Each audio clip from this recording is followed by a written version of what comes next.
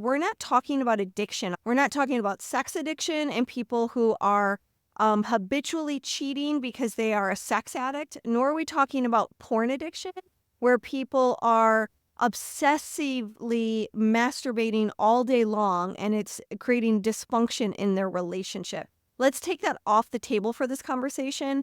So we're really moving in a place where we've got people who need to have different outlets if they don't want to cheat. And sometimes self-pleasuring is a very vital part of that outlet. We've got to make space for our partner to explore and cultivate, in my opinion, one's sexuality, one's rich landscape for understanding desire and being open to pleasure in their system. And I think we can safely do that without necessarily cheating, which I think is really important to take the pressure off of a partner who's in a resting stage, frankly, and where sex is just, it's not appropriate for whatever chapter they're in their life. And we have to always be collaborating in partnership around our sex life.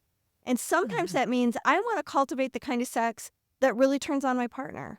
I want to be curious about that. I want to be open to that. I want to try these things on. I want to find ways that I can make it work for me so I can give my partner the kind of sex they want and vice versa. Sometimes I need my partner to stretch themselves and to play with, how do I want to have sex? And what does that mean to me? And what does that mean to me right now in my life in this chapter? You know, it was different in my 30s than it is in my 40s and certainly different in my 20s.